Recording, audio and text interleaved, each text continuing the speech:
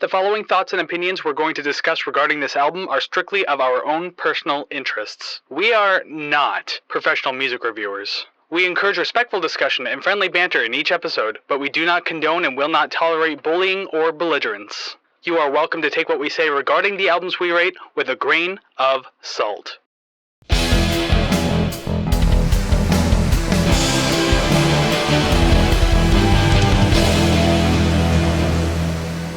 Well, hey there, everybody, and welcome to another episode of the Rate the Record podcast, episode 89. Yeah, woo! Taylor Swift. Definitely not Taylor Swift. It was me. It was I who escaped the birth canal in 1989. I escaped my father's testicles. I went into my mother's vagina, and then I came out 9 months later, ready to seize the earth. That's exactly what birthing is, if you didn't know. Yes, but when you say it like that, different visuals come up. So thank you for that. I'm glad we started that way. Anyways, the one who escaped his mother is Kris, and I'm sure Savannah did that too. So your two hosts who are have escaped the birth canal are Kris and... Regrettably, Savannah, because if I didn't, I wouldn't be here with you right now. Oh, man. I had an idea for where I wanted to go with that. Then I lost and just kept rolling with it anyway. Good. I was born in 89. There you go. That's pretty much the gist of what you need to know. And that's the funny haha tie into 89. But also, it's not just episode 89. So last week was our 2-year anniversary, episode 88. But now we're at the season 5 mid-season finale, I guess you want to call it. We'll be off next week. So yeah, just a single pause in the middle of the season because this one's a little longer than usual. So we're allowed to take a break. So we decided to, we decided to revisit a band that we visited 80 episodes ago. Holy shit. Okay, I'm going to be honest with you. And I'm almost positive that I wrote the band intro for it the first time. So this time I was like, I'm just going to copy that. I didn't realize how much my system has changed. I don't even have it anymore. I have no idea where any of those early reviews went.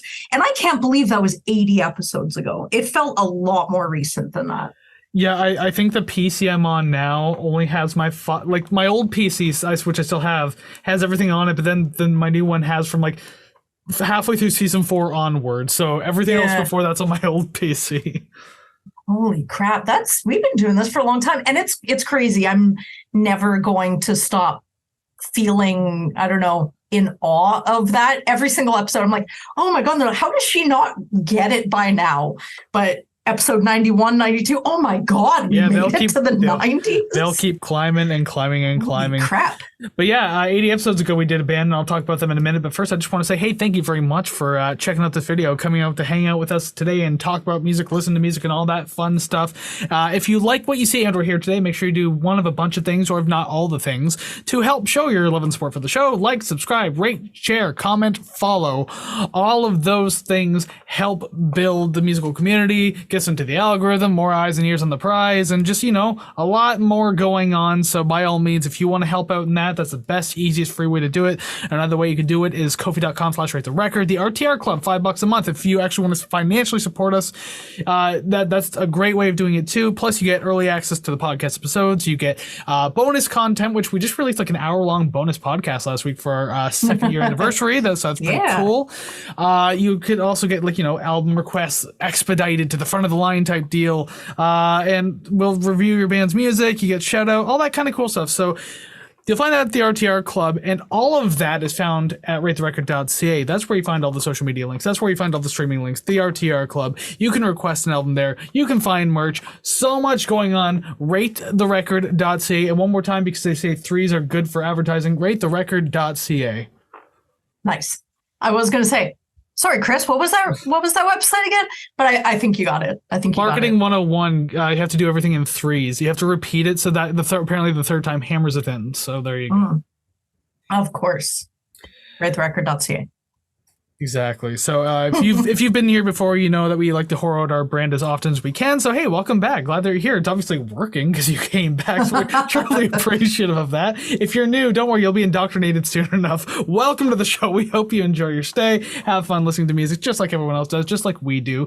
So if you don't know what we do here, I'll explain it real quick. So basically, each week, Savannah and I, we will choose an album, be it completely at random, whatever the hell we want to listen to, no rhyme or reason. We take requests all the time. Like today's episode is indeed a request episode, and we also do anniversary albums. We did our own anniversary last week, but when albums celebrate anniversaries, we do that too. But regardless, we will choose an album. We'll discuss it at length from front to back.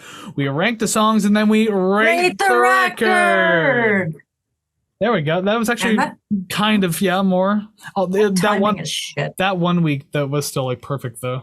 Dang, I will never beat perfection. You have to downhill from here. You have to purposely try to get ahead of me. That's how you got it last time. Well, one day you're going to be reading that, and then this is just going to be some sort of still image that you think you're talking to, and I'm going to pop up behind you and go, "Hey, record!" And you'll be like, "Oh my God, how'd you get into my house?" I didn't even hear you open the door. Maybe it's these great headphones that I would love to do advertising for, but can't because, brand deals and such. I won't even show you the name on the top. There's a hint. Anyways, we actually have an episode. All that was planned. You would think, right? See, I'd like to think I have something of decent improv skills, so I'll just learn to roll with things very, very quickly. I love it. All right, well, I did hint that today was a request episode, and it's just so funny because today we're doing Weezer and their debut 1994 album, The Blue Album. It's also just called Weezer, and so is their 2000 album, The Green Album, but no one ever just calls it Weezer. They call it Blue Album, Green Album. They also have like Teal Album, Black Album, Purple Album, fucking shit album. I don't know. That was Ratatouille, actually. Yes, that was the one we did in episode 9, 80 episodes ago, which was also a request. So the 2 times we've done Weezer now are through requests. So I just like that's very special now. Weezer's got a special place. And by the way, if you didn't know and you didn't check it out, episode 9, we did Weezer's Ratatouille. It is still, to this day, the lowest rated album on the podcast. At the very bottom of the D tier, I don't even remember what the hell it was. I think it was like low 50s or something like that. Yeah, I'm pretty sure that my score was like 40 something. I didn't care much for mine was like mid to high 50s, so it was like somewhere in the middle there. It was not a good album. See, even with request albums, we don't necessarily have to be nice, but we'll see what happens with today's album, because we're going to start off by Savannah telling us a little bit about Weezer. Just a little bit, because we've already done this before, but more or less about the Blue Album. Yeah, I tried to cheat by using my last intro, but this might actually be longer than that one, but I'll speed it up. Weezer is an American band from Los Angeles, California, formed in 1992. Singer and guitarist Rivers Cuomo created and disbanded a bunch of bands that would feature some future Weezer members. After Cuomo moved from Connecticut to Los Angeles and again to Santa Monica, California, he recorded some demos, including The World Has Turned and Left Me Here and Undone, brackets or parentheses, the Sweater Song, which is on the album we're doing today. But wait, I will get there. Weezer's first live show in 1992 was closing for Keanu Reeves' band Dogstar, which released a new album this year and is touring, and I couldn't get tickets, and I'm really sour about it. And they took Dogstar's music off Spotify, and I'm like doubly sour about that. I also don't know what closing for a band means. Closing for a band? Yeah, and then I checked a couple different sources on Wikipedia, and they all 3 of them referred to closing. So it's like the band that's playing while people are leaving the arena. That's what I was thinking. It's like they're playing like Greensleeves or something. I have no idea. That's funny. Anyway, at the end of 1992, A&R at Geffen Records heard Weezer's demo tape and signed them in 1993. They would go on to record their debut album, which was released on May 10th, 1994. Produced by Cars frontman Rick Ocasek, the 10-track album spawned 3 singles: Undone, parentheses, the Sweater Song, Say It Ain't So, and Buddy Holly. The ones you've heard before. Yeah. Apparently, for this record, there were a few rules, a couple being no reverb and only downstrokes on the guitar. Interesting. What a very that's a punk rock rule from like the 70s. Right? Critical reception for the Blue Album, as it's called, garnered some pretty good reviews. Rolling Stone, 4 out of 5. Blender, 4 out of 5. All Music, 5 out of 5. But Entertainment Weekly gave it a B in 1994, but 20 years later in 2014, reduced the score to a solid A. This album is on a myriad of best of lists, and with 3 times platinum in the US, 2 times platinum in Canada, and gold in the UK, it is not hard to see why. A lot of big hits on this one. A lot of big hits on this one. Oh, definitely.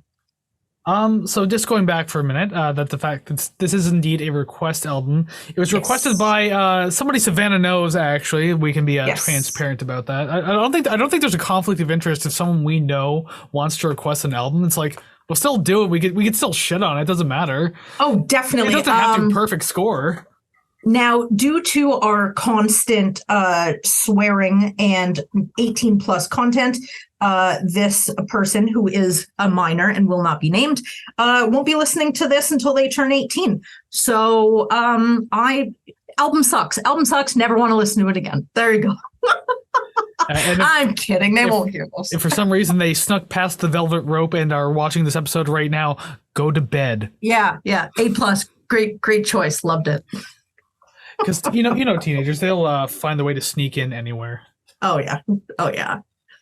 Alrighty then. Oh, and they also this person also they ranked 2 songs out of 10, which I'll get to a little later. I mean, there's 8 other songs. I guess there's null and void. That's fine. And they also gave an album score too. So guess what? I will definitely be throwing that in once we get to that point in the review. Excellent. But we have the entirety of the review to get through right now. So we will start with song number 1. My name is Jonas. My name is Mud.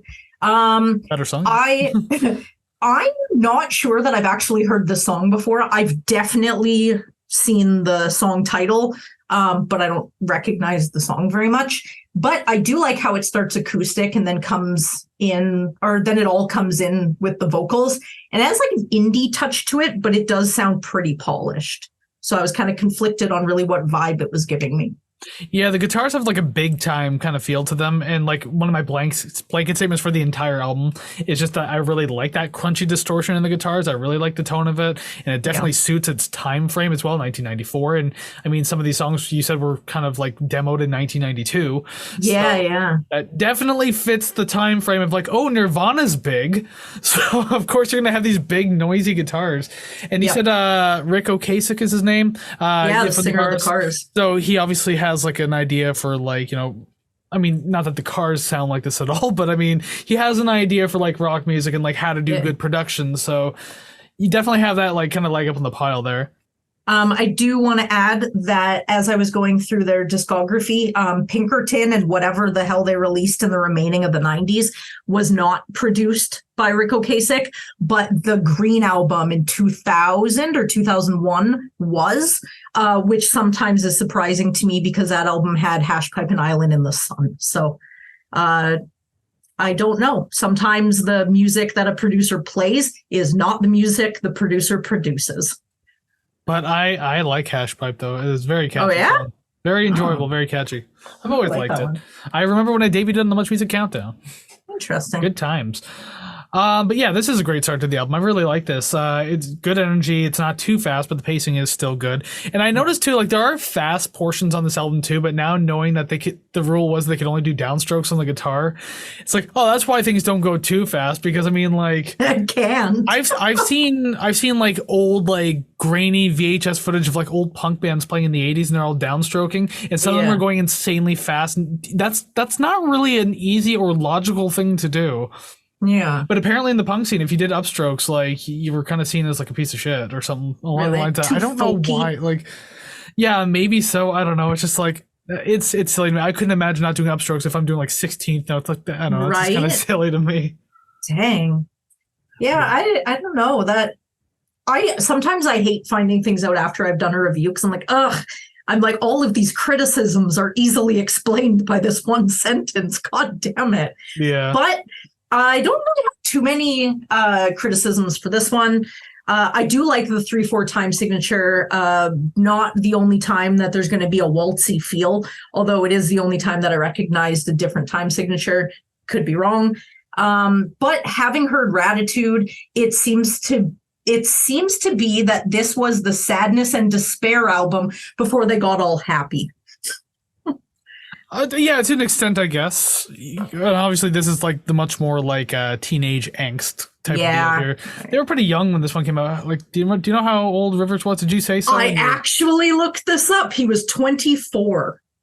23 or 24, depending on birthday. Okay, early 20s, you're still like, you know, kind of getting out of that like teenage, like angsty phase. It still follows you a bit. I know it did for me. So, I mean, whatever.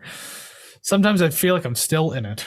Oh my God. It'll never end. It'll never end. Hence why I write industrial rock music. It has to be angsty and just angry music.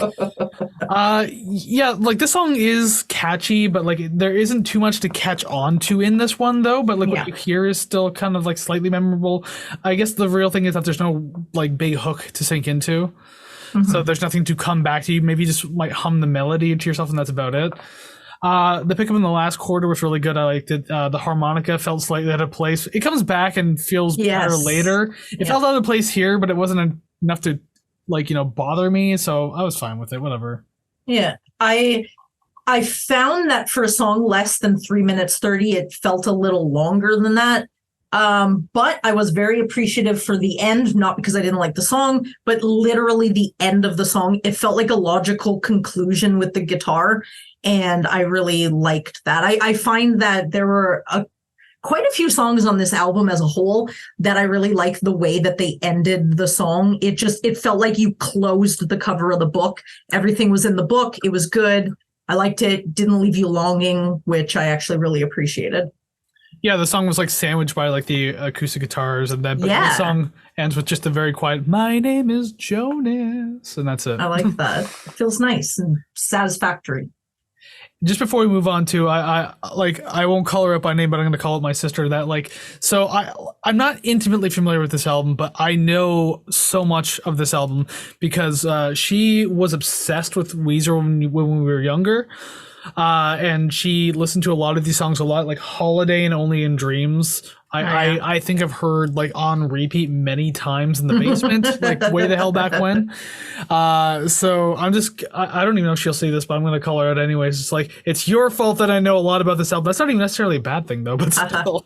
Well, we'll see when we get to the scores at the end if it was a bad thing. It was just nice to be familiar with it though. I was more familiar than I thought I was going to be because it's like, oh yeah, like she listened to all these songs, blah, blah, blah. Yeah. And, like, I've heard these like infinitely like coming out of like walls of a bedroom type thing. You can hear the bass, but then I can still make out the melodies. So there you go. Having a little nostalgia on this one. Nice. So you like this one? It's an A+. We'll find out. It's too early to tell. You're like, okay. I'll say this much. It's not really spoiling anything, but I liked it better than Ratitude. So did I. There you go. There's your spoiler, non-spoiler. Yeah, I could tell you that with confidence for sure. All right, so we'll move on. Song number 2, No One Else. Okay, so I have a couple gripes with this immediately. Right. This is just a weird idea of an ideal woman with no thoughts of her own. And how weird would it be to have a girl who laughs at no one else but you? Everyone tells you she's a cold bitch, but you've never had a problem because she always laughs at you. You're in a group and she only laughs at your jokes. I would find that uncomfortable and awkward because that idea painted a ginormous picture of a relationship. It was weird. Apparently this song and the next one, The World Has Turned and Left Me Here, they're both essentially about the exact same thing, but this song is about like the idea of that girl, and then the next one is about like how it's not real and it's kind of just like you're alone and just imagining it kind of thing. Well, good, because this one's weird. There's also been so many jokes about Rivers Cuomo being like an incel. So, I see that with this one. I see that. Well, apparently, I don't know if he still is, but he was a celibate for a long time. Oh. So is he a voluntary incel? That's the next question. I think I read that he was either born to or born into like a Buddhist monk sort of religion idea. Abstain from the pleasures of the flesh. Might be it. That might contribute to it at least. But then he would go on to drink when he was 21, so. Jesus. You're not allowed to do that, boy. Actually, I don't know what Buddha says you can and cannot do. I don't really know anything about the religion. Yeah. But I know enough about the song because I wrote some notes about it. I like that the song pretty much like launches like immediately into the verse. Like there's kind of like no waiting. So it's a good pickup from the first track because the first one kind of quietly tinkered off. Then this one just kind of picks up. So it feels like good continuity. Like it doesn't really sound the same, but there's good continuity there. I do like that. Yeah. I could say this about a lot of the songs on the album. The verse and the chorus do tend to blend a lot. But nothing really differentiates them too much from one another. But like, aside from the vocal harmonies, it doesn't necessarily sound bad though, but some songs do it better than others. And I don't think this one was one of the better ones. And again, maybe it's that like first album thing where you're just kind of like trying to find your footing. So a lot of things will just sound the same. Yeah. There's not really a grand point I'm trying to make here. It's just that I noticed it a lot in this album, but they did play it off well sometimes. But in this one, not so much. I enjoyed the tempo and pop feel. There was not much that really stood out to me. Like if I thought about it, I think I could only think of the song lyrics, not really the melody or the vocals in general. I found this song just sort of generally and genuinely shallow. Whether in sound or topic or anything, it was just, I don't know. I could leave it. Take it or leave it. I could leave it. Okay, yeah, fair. Because I mean, like, I wasn't super hot on it either. I thought it was. I still thought it was fun. I mean, there was upbeat energy to it, so I didn't mind that. And just being just like slightly over 3 minutes made it a pretty easy listen, I guess. But yeah, this probably isn't one that I would come back to. Yeah, if it's on, I won't change it, but I wouldn't like choose this song. Yeah, if you were across the room, you're like, not worth it. But if you're standing next to it, you're like, no thanks. Well, I'm also so lazy that if I was like listening to it on Spotify and like I'm laying down, my phone's next to me, and it's like I could just reach over to my phone and like change the song, but I'm just like, whatever. It's almost over. I'm not moving today. Bed sores, sure. Changing the song, I don't know. Is it Ratitude? I might. Oh my lord. It's okay to pick on that one because again, like in the same sense that I say like it's almost impossible for me to think that we'll ever S tier an album. Yeah, it's hard for me to believe that anything will go lower than Ratitude unless we do it on purpose. Yeah, like I mean, maybe someone can. I can't even. Maybe Ratitude was a good album. We were just so inexperienced that we shit on it completely. Maybe we should redux that one. I kind of went back to it actually, not too long ago. And I was like listening still to it, shit. And I was like kind of like looking at my scores and everything, and I was just kind of like, no, this still suits. A lot of this is kind of boring, and the good tracks were all right, but they're not anywhere near enough to save anything. I just imagine you making a video of you just thinking about reduxing the album, and all it is just a shot of you putting on headphones, a shot of your phone playing the first song, and then a shot of you hurling your phone into the garbage. Now, if I actually wanted to get rid of my phone, I would probably consider that for like a TikTok video or something. Oh my god, that's funny. Maybe I'll do that. Do you have a spare electronic just to say Arrivederci to? I am one of those people that will save every single cell phone they had unless it's literally unsavable. I was going to say, I do have one of my old ones. I can't turn it on anymore. And not that I would anyways, because I think the screen stopped working. Yeah. So yeah, there you go. I do have some of the trash. I just have to find it somewhere. It's in a box. I don't know. Interesting. Excellent. Okay, moving on. Song number 3, The World Has Turned and Left Me Here. The one he said was like one of his earliest demos. Yeah, I don't mind this one so far. It's definitely more rock than pop, which is nice. Although I do like the pop, is just sometimes getting out of it is like, oh, it's fresh to my ears.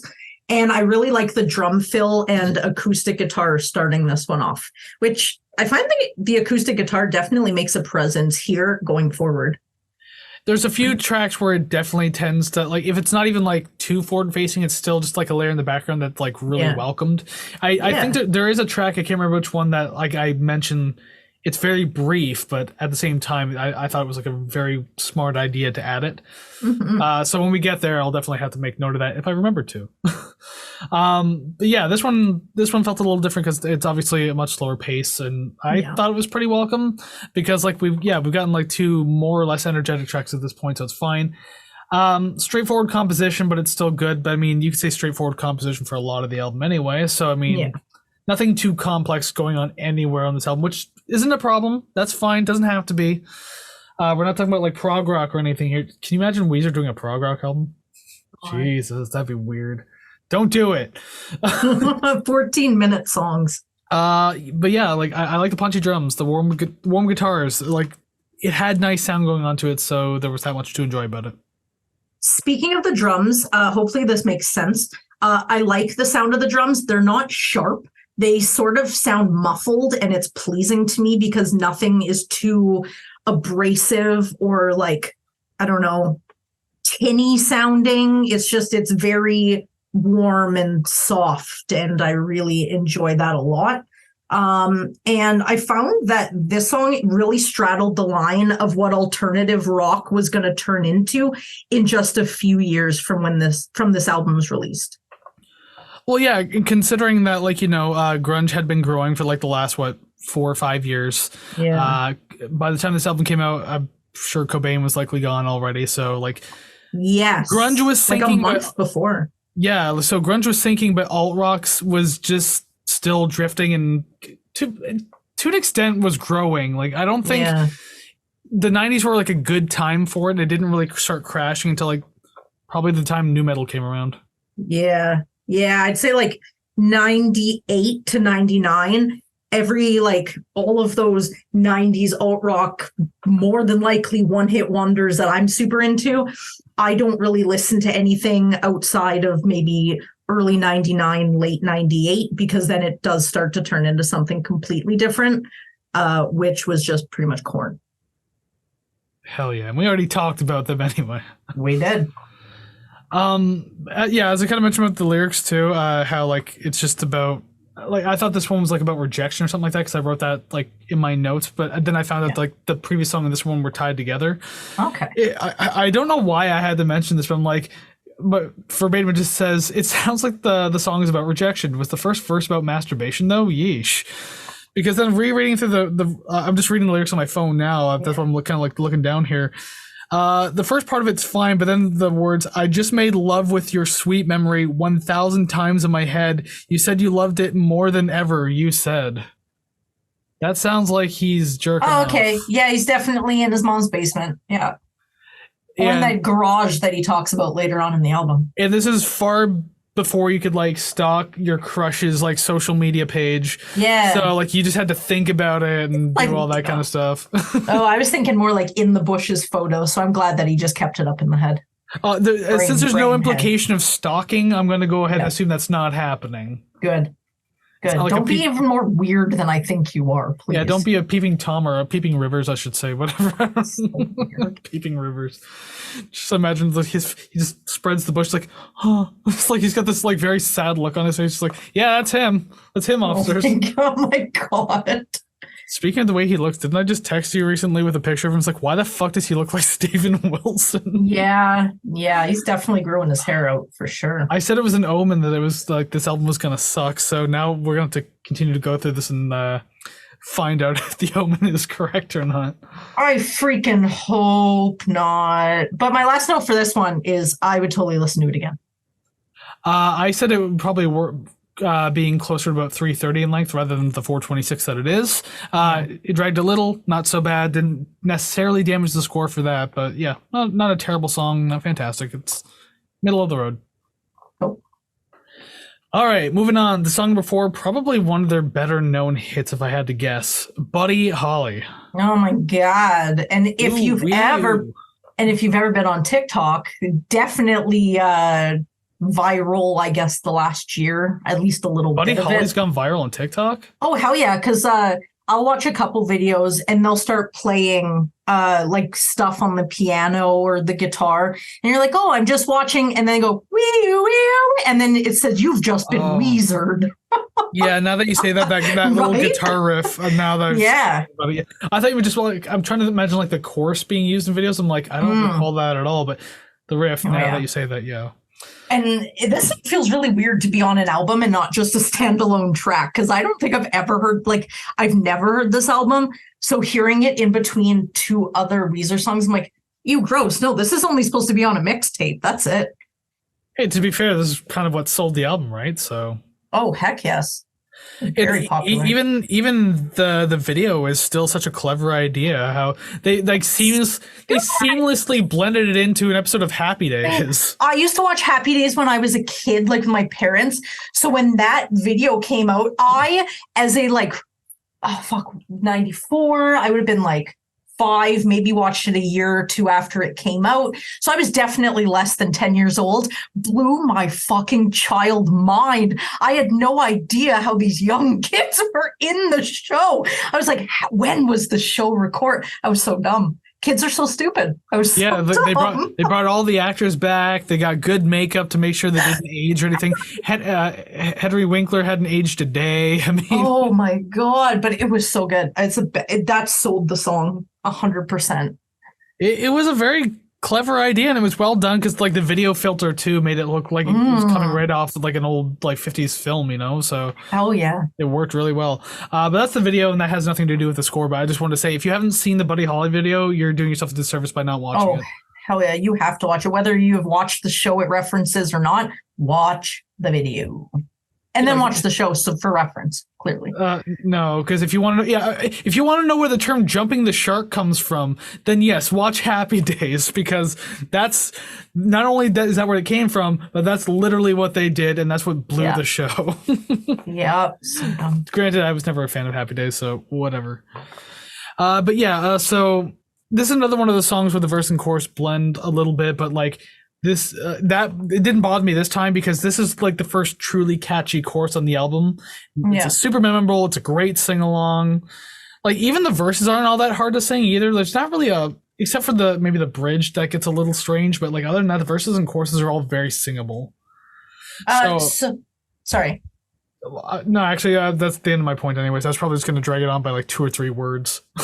So when you say that the chorus or the verse and the chorus blend together, do you mean an idea in like sound? Because hearing you'd think that the chorus was going to start, right? Yeah.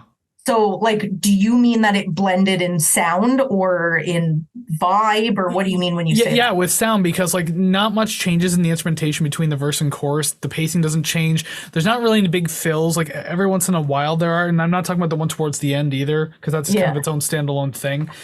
But yeah, like even going from the first verse to the chorus, like I know there's even a pre-chorus in there technically, but like even that kind of feels like all the same. It's like a very mild to like minimal transition. Okay. But it's not necessarily a bad thing in this one. This is one of those ones where it just felt right and it felt better, and it's a very short song too, so I can't imagine them doing anything too crazy. Fair and respected. The synth playing the main riff, I think that comes in maybe halfway through, maybe 2 quarters of the way. Yeah, 2 quarters of the way through. The synth playing the main riff sounds like a guitar, something where you're sliding instead of hitting individual keys. You're sliding down some pad. Not really educated on those crazy instruments, but sounded great. I liked it a lot. I find it incredibly fun to sing. I imagine that's why it's as popular as it is. And catchy as fuck, and the guitar under the bridge is playing the outro riff, and I fucking love that. It's not playing like the main riff, it's playing the outro riff, so it's like prepping you for the end. Very cohesive. I liked it a lot. Great choice. Under the bridge, this isn't the Red Hot Chili Peppers, silly. Is literally what I thought when I wrote it, and then I thought, you know what, Kris can say something dumb, and he didn't let me down, so thank you. I always say dumb things. Where have you been for 89 episodes? In my own head. Head. Yeah, I'm not huge on the bridge though. I thought like, I mean, I think the instrumental part I think was better for it, but the part with the singing felt like more of a throwaway. Yeah. So I don't know. I wasn't too big on that, but it's very brief, so there's not even enough to complain about. Especially that guitar part in the middle that bridges the final part of the bridge to the final chorus. Yeah. The one that's so popular on TikTok, that sounds like it would actually get a good like audience reaction live. Oh hell yeah. He's gonna play it. He's gonna play the thing. He's gonna do it. And as soon as the chorus drops back in, people just go nuts. Right? But yeah, this is a really fun song, great energy, short and sweet. I mean, like, what else is there to say besides it's a good song? Absolutely nothing. Good, then we'll move on to the next single of the album, song number 5, Undone / the Sweater Song, or parentheses, the Sweater Song. Let me see what the fuck does that mean. I love how during the first chorus it's pretty basic with no backing vocals or embellishments, and that they come in nicely going forward. I hope that made sense. I think this connects to a note that I made to a different song.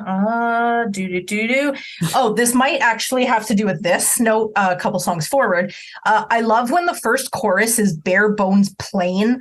Like, I don't know how to describe it other than there's no like second backing guitar to your riff. It's just plain ass. That's it. It's like how you would play it if you were playing it on an acoustic guitar, just you, and that's it.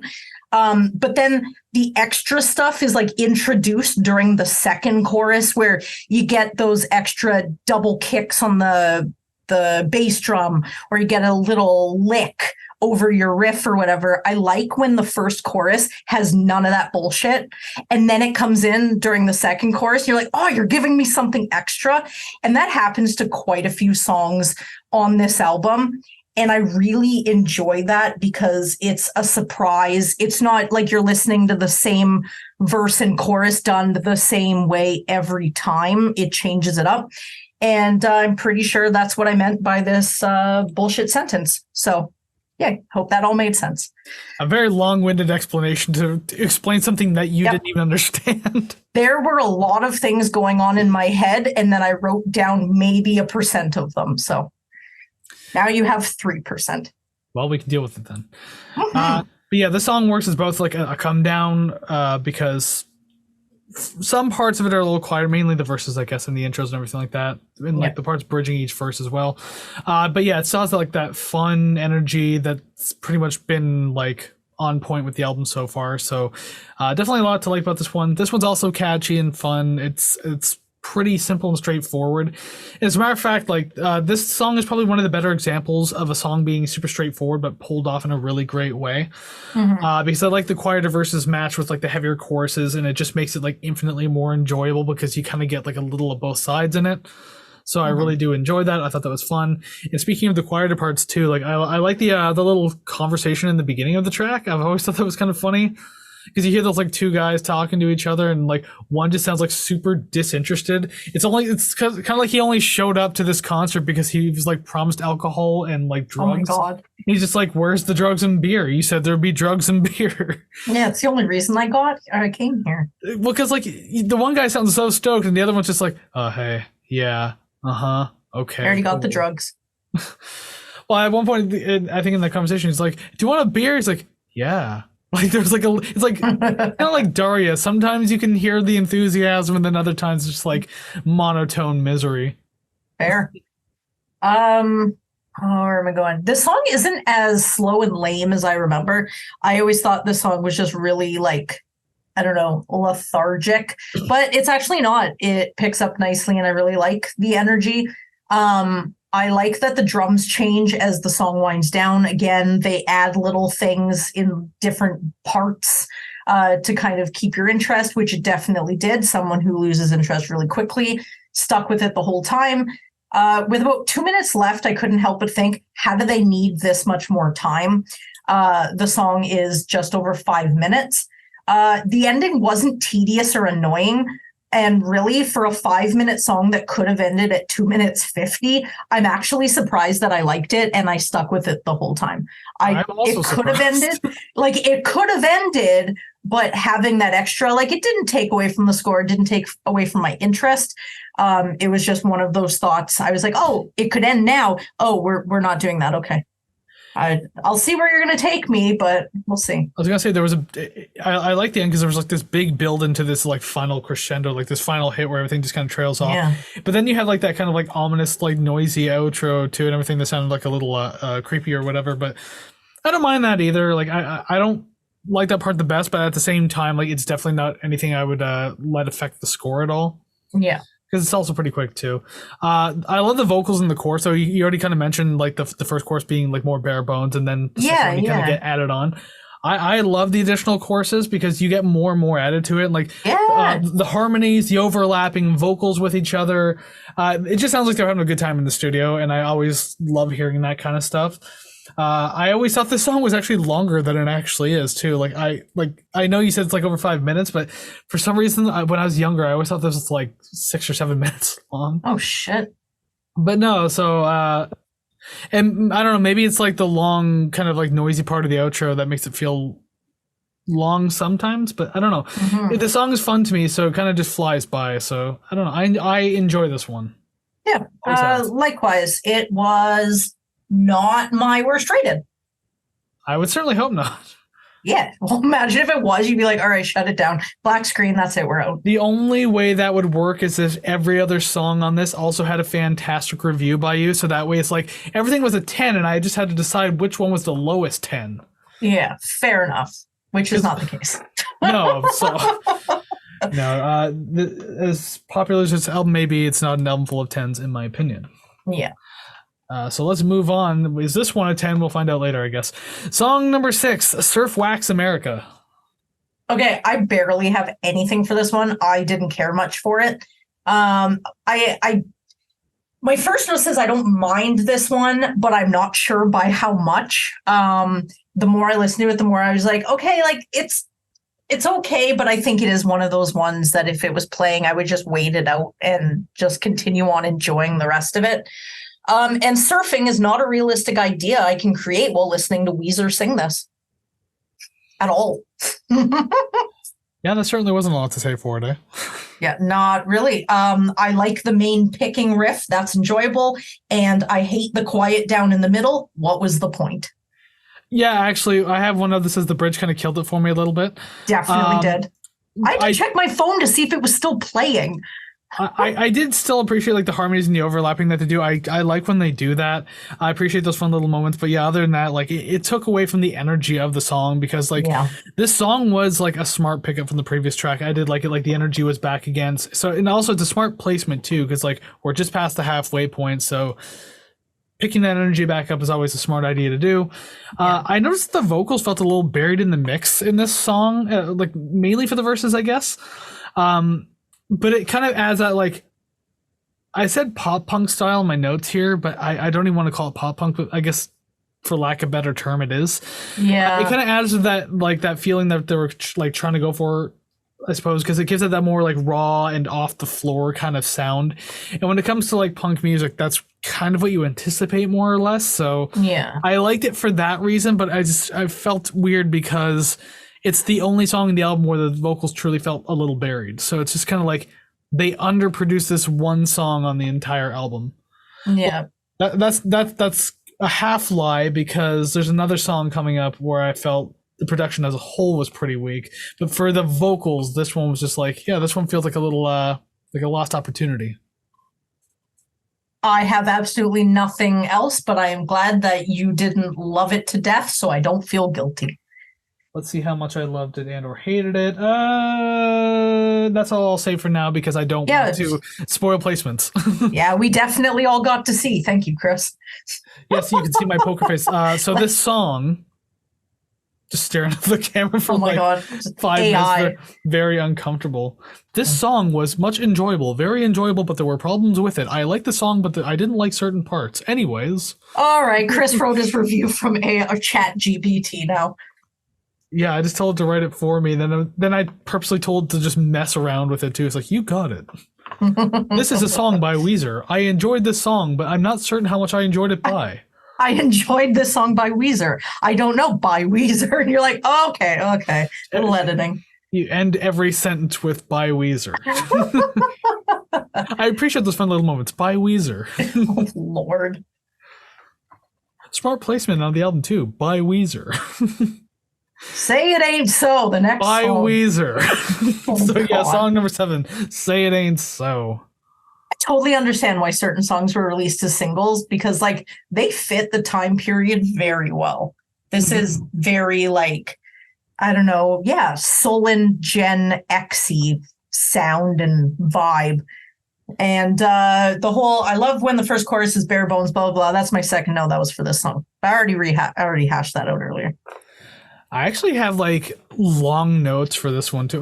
I don't want to say long. There's a couple of long notes for this one, and I'll get the song meaning out of the way first. So if you weren't here last week, I started doing more song meanings and everything, like lyrical interpretation. Not every song on this album truly deserved it, but then ones like this kind of got me thinking, especially during the bridge when he's kind of like writing an open letter to his dad. Okay.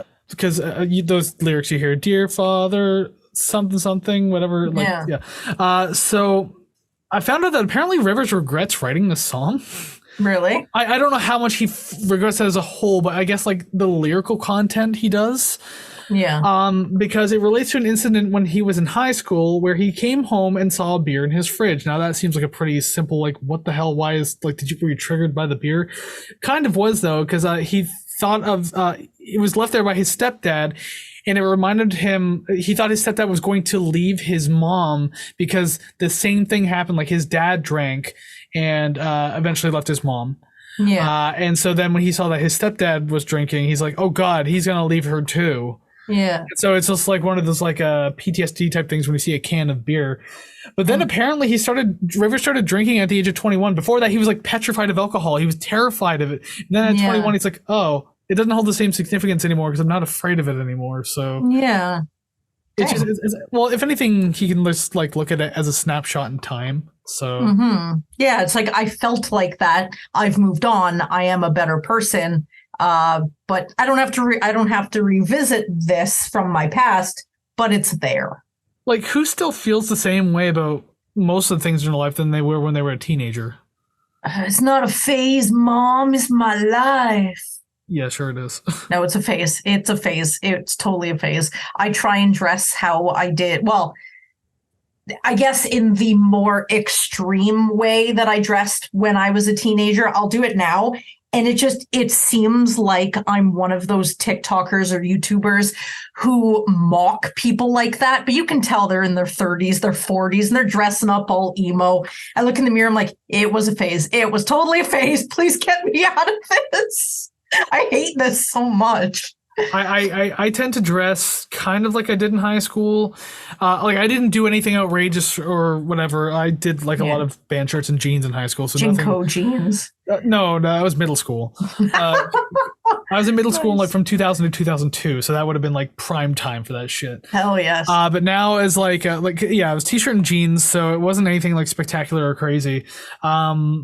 Yeah, again, I did like a lot of crazy dressing in middle school. Like I spiked my hair, did the t-shirt over top of the sweater type thing, black fingernails. I was all over that shit. Nowadays, I call myself the industrial rock dad because I just like all black jeans with like sometimes depending on what concert I go to, I have like combat boots that I wear. But I don't look like a goth. I just like I look like a grizzled industrial rock dude. Yeah. Yeah. But you can tell that you have a job. It's like, oh man, he's in the scene, but he also has a day job and he doesn't dress like this all the time. He's a fucking conformist is who he is. Fucking he's yuppie. Yep. All right, back to Say It Ain't So, because Tangent City always happens. Oh, hell yeah. Yeah, so you were kind of saying, like, you see why this one's a single, and I mean, this song, when it comes to, like, 90s music, like, I think the guitar opening of the song is one of the more iconic guitar riffs from the 90s. Mm-hmm. It's, like, I don't know, there's just something about it that's very memorable, and, like, it's one of those things where if you're old enough or have been a fan long enough, you could probably name the song in a second flat just from the first couple of notes. Yeah. Like, so that's how, like, memorable it is. So it definitely stands the test of time in that way.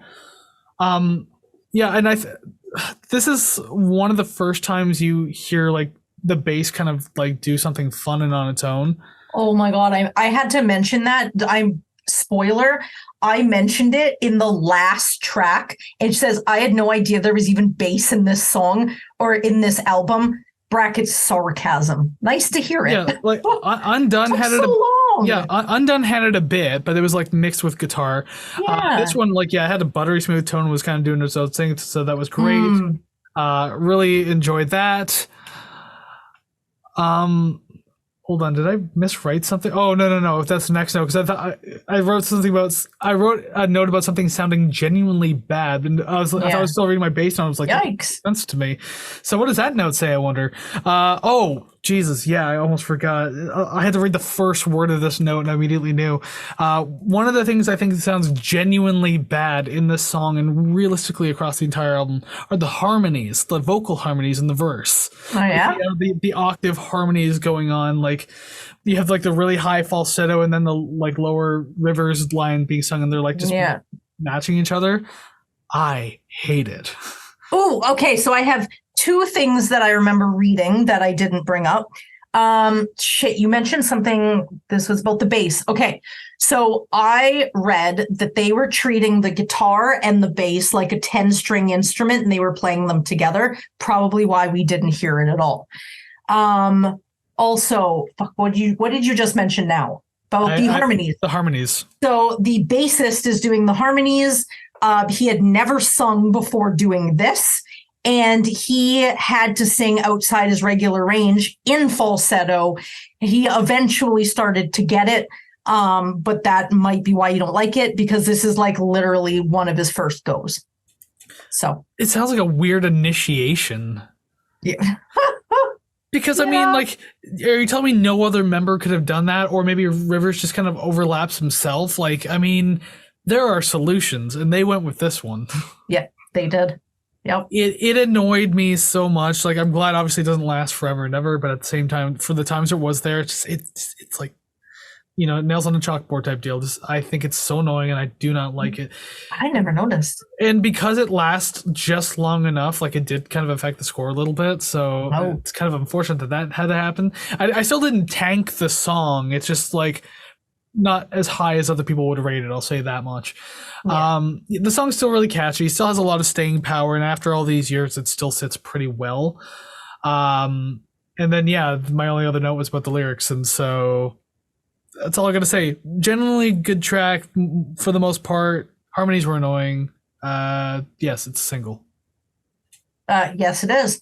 I like that the lead guitar really shines with the picking in the spaces in between of the like bass, I guess the bass song. Chorus, very tasty. I am so thankful that the drum tone has stayed consistent throughout this entire album thus far, because it's so soft and delicate where it needs to be without sounding too flimsy when things pick up. It feels like it can manage a lot, and I like that. And I think I like this song more than I did before, because you hear it as a single, you hear it on the radio, you hear it on certain things, and you're just like, oh, I like that song. That's cool. But then when you're actually listening to it, you're like, oh, there's actually little minuscule things to like about it, or dislike in your case. But I like it a little bit more than I did before. Yeah, I was just going to say, like, I had the opposite effect where I listened to it, and I don't hate it, and I didn't suddenly been like, oh, this is a little shit. More grating. Yeah, they're just this time around, I'm just like, it could be a mix of having heard this tons of my entire life through various pieces of media, and also then just like realizing there's certain parts of the song I don't like, but then still appreciating what I did like about it. Yeah, fair enough. Okay, then we'll move on to one that I thought was a single, but I probably only thought that because once again my sister probably overplayed the shit out of this song. Number 8, In the Garage. Okay, so funny. I have grown up saying garage like a million different ways. It's a car hold. I go back home, and because we're not, well, like, it's an urban like city, but it's one of the smaller ones though. Yeah, but it's like once you leave that universally known city line, you got nothing. You literally have nothing. So everyone in my family calls it a garage, and I'm so used to it. And moving to a much more urban and developed area, I've had to change it to garage. I feel so hoity-toity that entire scene from The Simpsons, 100% true. 100% true. I am a hoity-toity fancy pants by saying garage instead of, it's in the garage. Hey, just fellas, the garage. Well, what do you call it? The car hold. There you go. That should have been the opening joke, in the car hold. Oh my God! That'll be my Easter egg in the song rankings. When on the screen when I list the songs, I'll just put in the car hole. Why not? Why not? Yeah, the harmonica came back in this song. It felt a little more fitting. The intro felt very folky because you have like acoustic guitar and harmonica. So I mean, like that was a cool little thing. But then it turns right back into like 90s teen basement rock. Like in your mom's basement with these cheap little amplifiers and trying not to be too loud, but like that's what this is. I got a huge gripe with the production of this song. This is the one I mentioned earlier. Where Really? It's like, Okay. maybe it's just the way it sounded in my headphones. I don't know. Maybe over the speakers it's just better. And you don't really notice much more. Oh, I wonder if it's the same thing I was thinking of that I resisted writing down. It has to do with the verse. The first verse, at the very least. The second verse, actually, they've improved on it. I will say that much. I think it's the exact same thing I was going to say. It might have to do it. Okay, you know what? Then I'll read both notes then, and we'll just see how like kind of parallel they are. So this was a strange choice of mixing, especially in the first verse. It felt so weak and oddly mixed because like one of the guitars are not playing, and in the left headphone, you don't hear anything. Yeah, you hear very cheap bass in the background, easy, simple drums with like the microphone 20 feet away from it, and then very loud guitar in the right headphone. And it doesn't feel good to listen to. No, it doesn't. I agree. I wholeheartedly agree. But because I complimented the drums being mixed as if you were sitting behind the kit, I felt it hypocritical to shit on the mixing for that part of the song. But it was far too loud in the right ear. And then the second verse, it evened out. It was so much better. First one fucking sucked. And I so agree. The reason why it evened out in the second one is because they said, fuck the guitar. They must have realized it too. And they just replaced it with overdriven bass.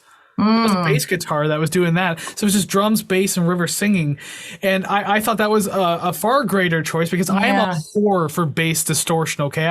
Like, you might be a whore for bass. I'm a whore for bass distortion. So, like, give me the noisy shit. I'll take it. And when I heard that, I was like, oh, they improved on it. Good. I thought I had to go through another shitty verse. So I was happy that they did that. It was still very, very minimal.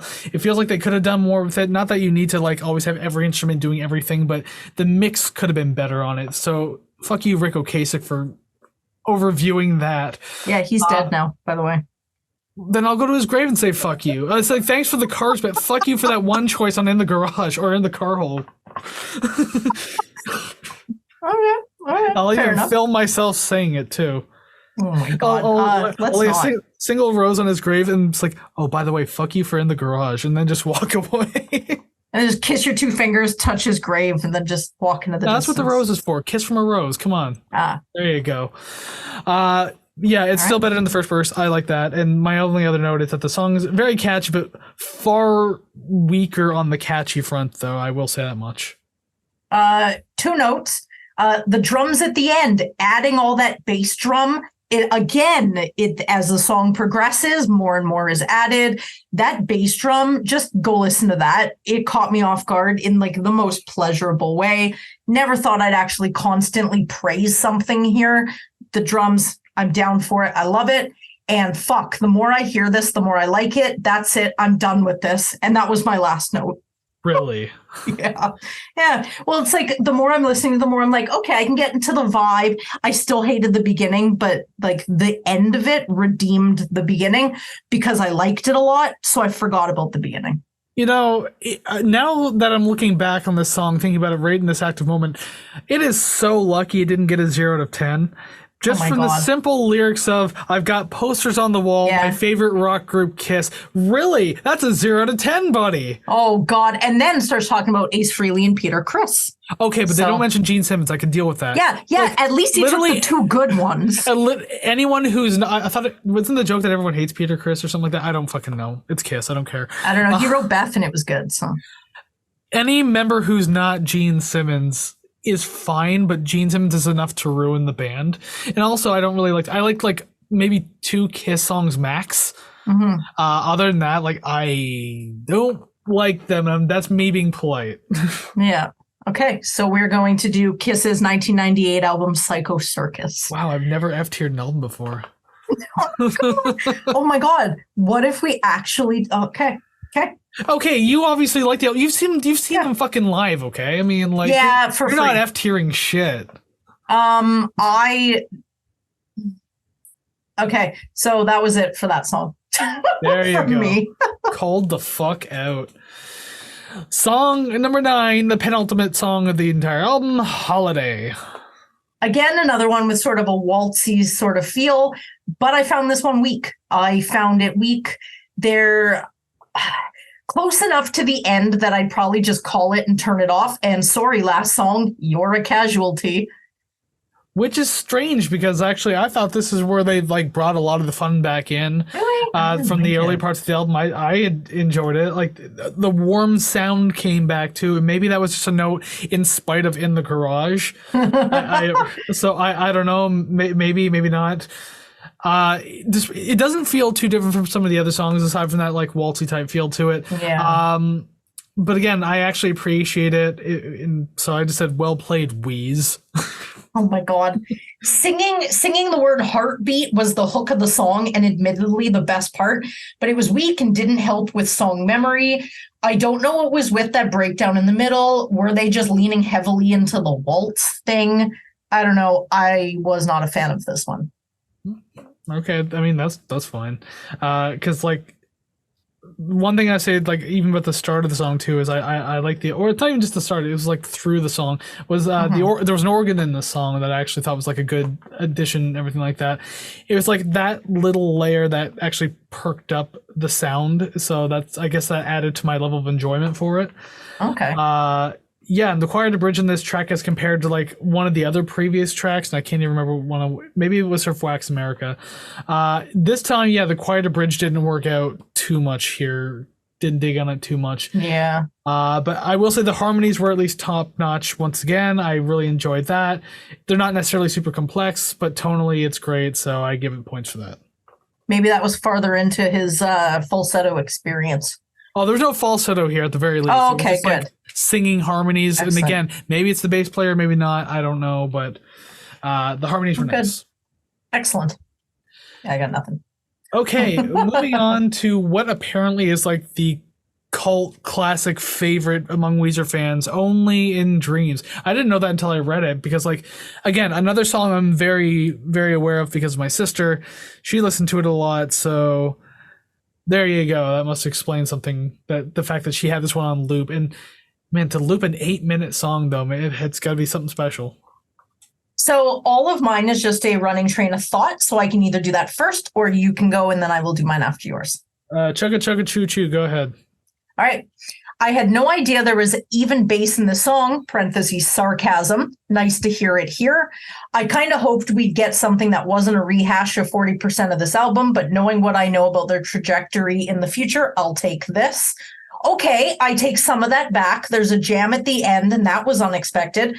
The length was unnecessary at the beginning, but I rewrote this point because the more I hear the song, the easier it is for me to listen to because I know what's coming up next. Do I like this? What is going on? Why did I feel satisfied when it ended? I can't tell if I liked it. Fuck, I think I liked it. And that was all I had for that song. It was a real tear of emotions here. Oh, with 8 minutes, that's a long time to feel many different things in a song, yes. Oh my God, I didn't like it at the beginning, but as soon as the vocals ended and then we got that instrumental outro, oh my God, it was juicy. So it was juicy. I liked essentially have a lot of the same notes, just written in a different order. So I'll kind of read these like right off the sheet here. So number one, an 8-minute closer. Okay, let's see where this goes. And then I kind of like documented my trip through the song a little bit, saying starts off feeling like Undone, the Sweater song, and that feeling lasts for quite some time, but it's not nearly as catchy or as interesting as Undone. Yeah, like it was like a much weaker version of it for like the longest time. Yes, the bass was a nice standout in this track, had a great clean tone on it, so at least it had that going for it. Yeah, the build up in the last quarter at least felt really interesting, and it took a while. But I also feel like it paid off well too, because it could have built up to like nothing, and that could have been just like a huge blue ball moment, you know, especially at the end of the album. And I'm imagining that what the anticipation to this song would be live, like if you're playing it, and you're doing that long build up in the middle there. Yeah, you're just getting the crowd worked up at that point. So I can imagine the payoff being like fantastic. And then, yeah, the harmonized guitar solos that cap off the track are actually really well done and make the ending feel like very great, complete. It's enjoyable. so complete. It's like they're closing that book. You're not longing. You don't want more. They're like, and we're done. And you're like, and we're done. Yeah, and like, because even with the bass guitar, it plays like the same riff like through most of the song. Yeah. And it never, the motif of it never closes. There's never that concluding note to it.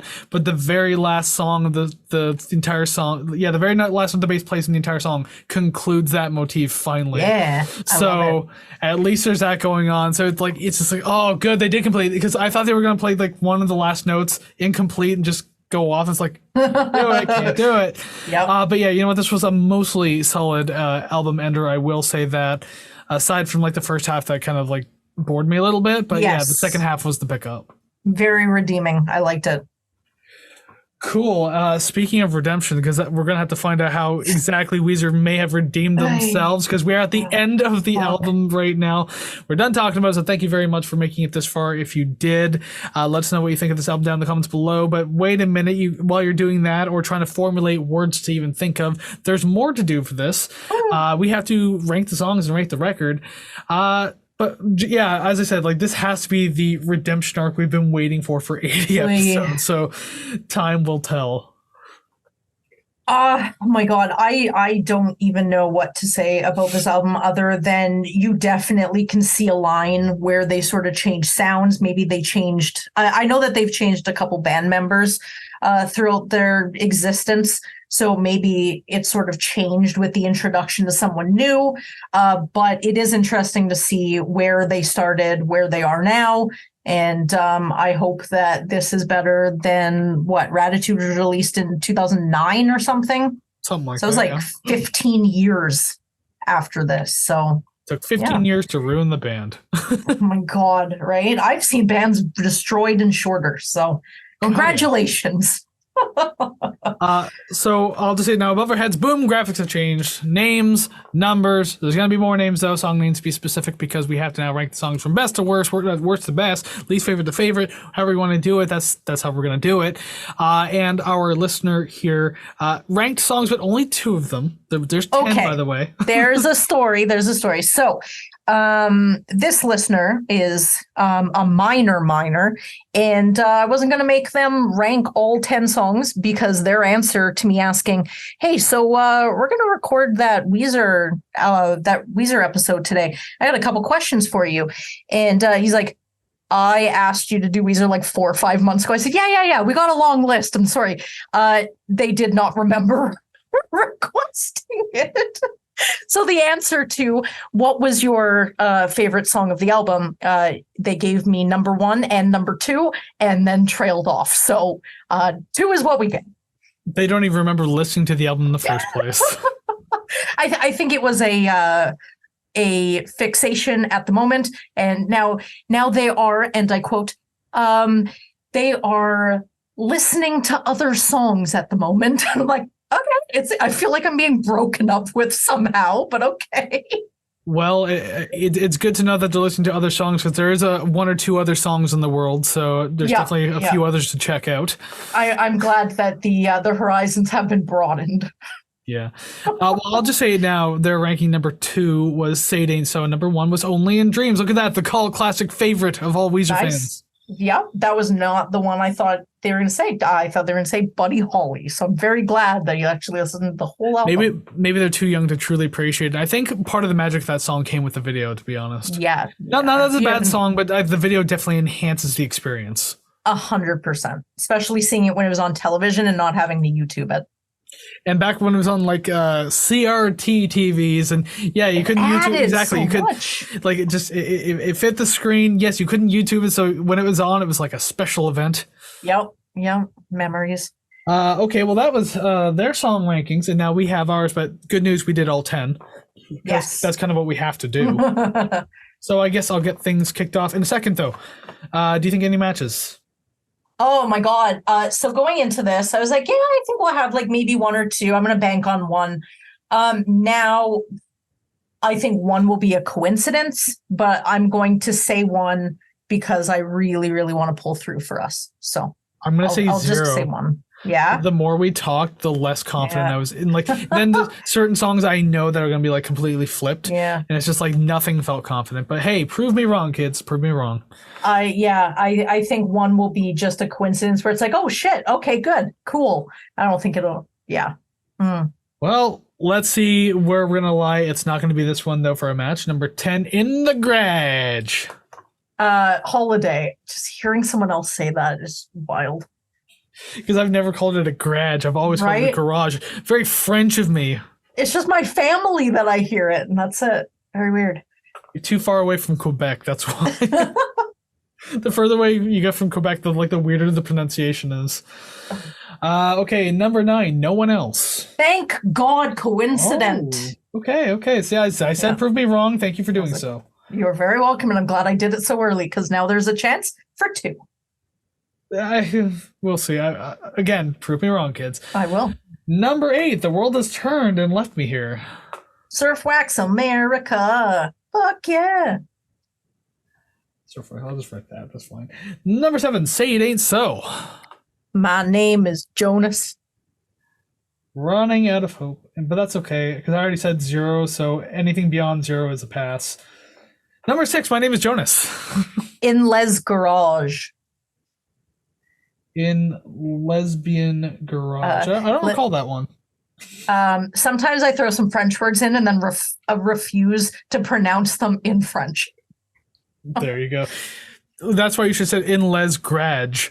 Oh, God. Yeah, but I can't double up on your joke, so. Why not, though? Take advantage of it while you can.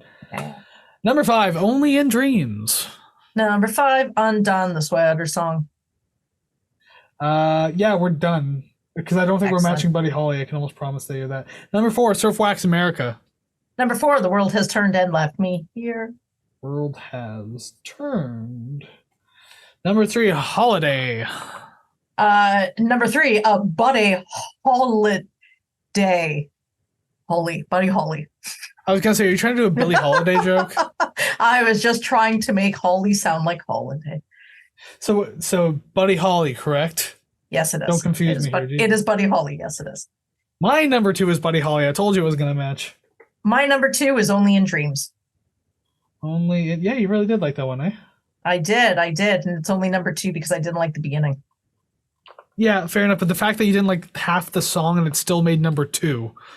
Because they actually did some sort of instrumental and it seemed outside of what I listened to the entire album. I liked it. A little bit of redemption. Works for me. Number 1, Undone, the Sweater Song. And I have the other single, Say It Ain't So. It ain't so. Yeah, see, like, my Say It Ain't So was number 7, yours is number 1. My Undone was number 1, yours was number 5. So kind of a flip there, but you know what? We got 1. Yeah, because no one else sucked. That is 10% of the entire list. That's actually pretty good, man. Yeah. Double digits? Oh, yeah. Double digits. Yeah, 10, 10%. Well, I mean, if we got 2, it would have been 20. If we got 3, it would have been 30, because it's only 10 songs. I know. That's how when I was doing the review, I was like, I have 20% of my review done. I've only done 15 minutes of work. And then there's something really awkward. You do like intense math, like, oh, I've done 23% because I've only written like one single note for this song. God. Yeah, go so deep into it. Fuck you, decimal places. Anyways, while I curse math a little bit, it's time to actually rate the record. So let's transition screens and do that now. Swish. Alrighty then, here it is, the album rating screen. Oh my goodness, so much to look at, so much to experience. An awful lot of B tiers, and this season I was hoping to, when the season started, like we were like showing promise with like some A tier albums. Yeah. And then it's been like a long streak of Bs ever since. We had a C in there with the Smiths, but I mean, yeah. Well, maybe this one will be an A. Who knows? I would like to think it'd be anywhere but B, but I don't even know at this point. But all I know is it definitely won't be a D tier like Gratitude. It's older. It's a much younger brother, just being a shit disturber in the basement right now. Will the older brother get the top floor of the house to himself? We're gonna find that out real quick because it's time to rate the record. Yay, just like the title says. And so, by the way, our listener decided to rate this album out of 100, and they rated. So you said 79.81. Like, I would like to know how that score. Like, the decimal point is what's crazy to me. Like, It literally was me standing in the room, and I said, okay, what would you rate this out of 100? I said, like a percentage. And they just said 77 something. He said, no. 79.81. I said 79.81. He's like, yep. All right. Like, I would love to know where the 8-1 comes into factor, but okay, especially when you only reviewed 2 songs. Probably humor, and it worked. Well, there you go. That's fantastic. But what's even more impressive is that he managed to B+ tier the album. Right? He knows what's up. The young lad is learning. I'll say that much. 100%. You'll make a very irritating music reviewer one day. Trust me, we know. I don't doubt it at all. I don't doubt it at all. Speaking of being an annoying music reviewer, it's time to actually rate the record. We need to know each other's scores and everything like that. So, I guess I'll fire mine off. What did we do last week? Last week was our anniversary, and I can't remember who went first. I'll just go first. I'm pretty sure I went first. But you go first anyways. Yeah, it must have, because it was the Smiths before that, and you chose the Smiths, so I would have gone first. So yes, I'll go first regardless. So, did Weezer indeed redeem themselves? Well, we'll find out in a minute whether or not we did that together. I definitely redeemed them, but I already said that at the beginning. It was far better than Radiohead. But what does the redemption arc look like? Oh my God, just say it. You're killing me, man. I know, right? So I think my original score for Radiohead was like, what, 54, 55 or something like that? Okay. So the fact that you rainbow arced from D to A is fucking insane, because I rated it 82.5. That is fucking funny. I enjoyed this. Okay, so hold on. 82.5, you say? Hey, I got the math. Keep going. Oh my God. My heart hurts because I rated a 78.9 and I can't do the math down to the decimal. 78.9, you said? Yeah. Well, then I won't keep you in suspense anymore. A tier, baby. Oh my fucking 80.7. 80.7. Oh my God, I have to go so far up this list. Like 80.70. It is better than Krungbin, but not as good as Foo Fighters, which, you know what? I think I agree with, because Krungbin's 80.55, Foo Fighters is 80.77, and it seems to nestle itself nicely in there. So I'm okay with that. What an unreal redemption arc, though. It went from the Weezer was the lowest rated band up to the A tier for the next album review. Okay, so a couple things to say about this. One, obviously, they've gotten shittier as they've aged, quite obviously. I also would like to point out that putting Weezer into the A tier, where it is, places it, 1, 2, 3, it places it into the number 9 slot, which I would like to say that despite it being a request, that request came from inside the house, and I pay rent on this house, so I'd like to think that Savannah picked another A tier. Yay! You did not Congratulations, Savannah! Woo! You didn't produce the child, so you can't claim that. Woo! Not even your biological child doesn't count. God damn it. I will not give you the good feelings. You got your good feelings already, so you got to earn them. Paying rent does nothing. I pay rent too, and I've gotten some shitty albums on here before. You hear thumping from upstairs. You're like, okay, I'm sorry. Oh yeah, we gotta go. Landlord's pissed. Okay, well, now that we're back on screen, I'm assuming, wherever the hell I decided to throw us in. Yeah, the redemption arc. That is a massive one. Pearl Jam has been on our show 3 times, and each album is in the B tier. Yeah. Weezer literally went from worst band on the show to one of the top tier bands. Like, holy shit, and it only took 80 episodes. So, I am checking to see what we did rate Raditude. Okay, so Kris's score, 58 solid. Ooh, not bad. Savannah's score, 44. That is the lowest score either one of us has ever given. I cannot believe what we both gave the Blue Album. That's wild. That's crazy. Well, I knew we were gonna like this one more, but holy shit, that much? Damn. Yeah, I thought it was gonna be the B tier, and very close to the B tier. It really was close. Yeah. But don't worry, Kris saves the day by rating it just high enough to keep it in the A tier. Oh, right. You know what? I will give you that because that is 100% true. Yeah, you B-tiered it. What are you talking about? I'm staying with the whole thing, B tier. That's what we do. That's our whole gig, right? Yeah, but we're still trying to escape it as often as we can. It's like being the in plague. It's like being in prison. The joke is, haha, I'm here forever, but you always dream about getting out of prison. Yeah. All right, blessing and a curse. That's what it is. Or I guess on the Rate the Record podcast, it's called a prison. Oh, I love Me Too. Yeah. Okay, well, I mean, hey, you know what? We end the mid-season finale, the fifth mid-season finale, with an A-tier album. Gotta respect that. Gotta love that, and you gotta be even happier for it because it's the ultimate redemption arc ever. Oh yes. Now Bob Dylan needs to do it. And I don't think as long as Savannah's here, it'll never happen. Imagine. Oh my God. Let's just pick a decent one. Let's pick something from the 2000s. No. I love checking like old bands and seeing what they do like in the new millennium or like maybe even in the 90s.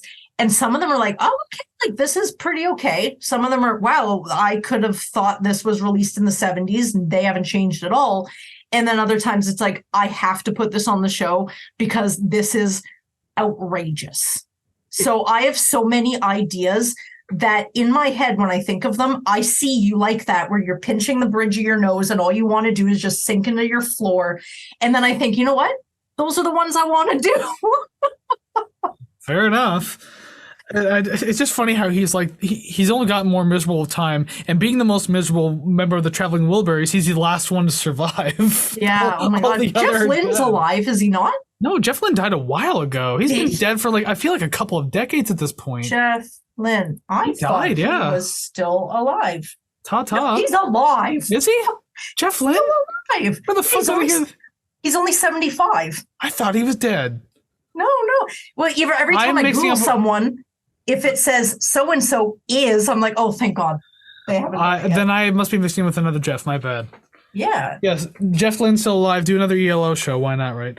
Anyways, we are at the end of this episode. So, hey, thank you very much for making it this far through the episode. And if you did, you have to let us know what you thought about this album. Where would you rank the songs? Where would you rate the record? What are your opinions? Do you agree with us? Disagree with us? Blah, blah, blah. All that kind of stuff. Let us know down in the comments below wherever you're listening because, I mean, there's comment sections everywhere. We do see them. The audio section's a little hard, but I have ways of seeing comments now, so that's pretty cool. So do that, too. I've actually seen quite a few...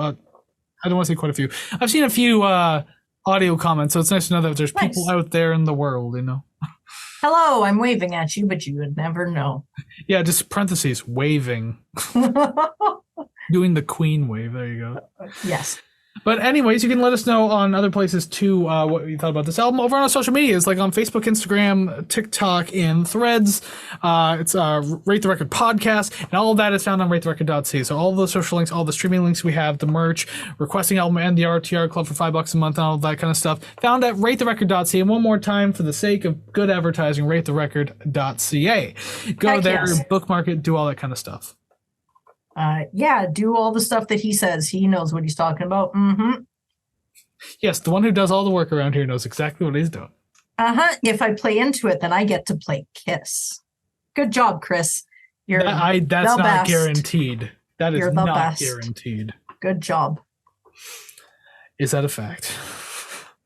Okay, well, I can be mad at Savannah off camera. That's fine too, because we can let you go now. It's all good. But before we go, we usually we're still going to give you a sneak preview of what to expect on the next episode. Because again, remember, we're off next week. But next week, 2 of the I Love the Song videos are coming out. One from me, one from Savannah.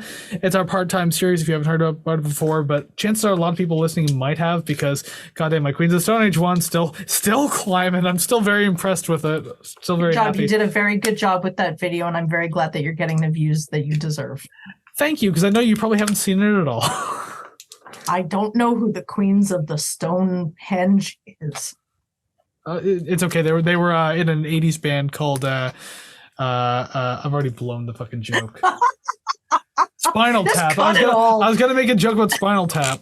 God damn Just it. cut it all. But yeah, so we each have an I Love the Song video coming out next week, so make sure that you stay tuned for that. That's always fun to do. I did a very research-heavy episode too, so please like it, because it's taking a while to get through this one, but it's a lot of fun. I like doing it. But let's talk a little bit about the second half of the season for Season 5. Well, first off, the next episode we're doing, I will say, I don't have much of anything like written down, but off the top of my head, I can just say that we're doing an album anniversary. It's turning 20 years old, and it's done by a band who were like massive rock darlings in like the early 2000s and have only tanked over like the last 15, 16 years since the peak of their fame, and now they're just like trash tier musicians. Oh. I shouldn't say musicians, I should say band. They're still good musicians, just the band is terrible now.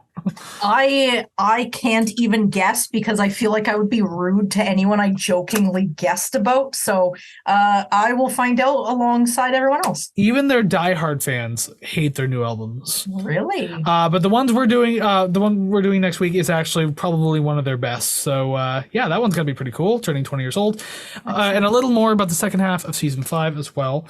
So as I said, we have the one more album anniversary. We have 3 requests next season, and I would like to make something very clear. We got 2 requests in Season 4 we haven't even touched on yet, and that's because they were artists that we've already done, like in Season 4, or maybe just like towards the end of Season 3. I can't remember exactly when. Yeah. We have to wait a certain amount of time before we can do them again, like minimum 6 months. So good news, starting in October, you'll hear those 2 requests that have been just sitting in our pile forever and ever and ever. And I'm pretty sure you probably know who you are. I can almost guarantee it.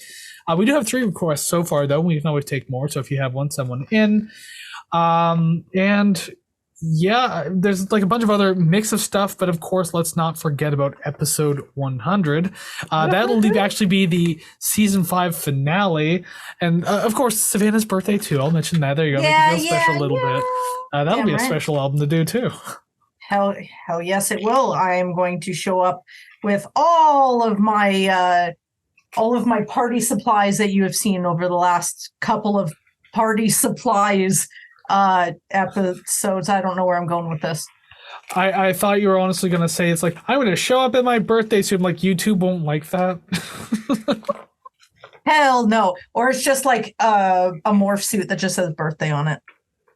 Yeah, or didn't we've partially made the joke before where it's like you can just wear like the Ultimate Warrior bodysuit, so it looks like you're nude, but it's actually just the Ultimate Warrior muscles, you know? Yeah.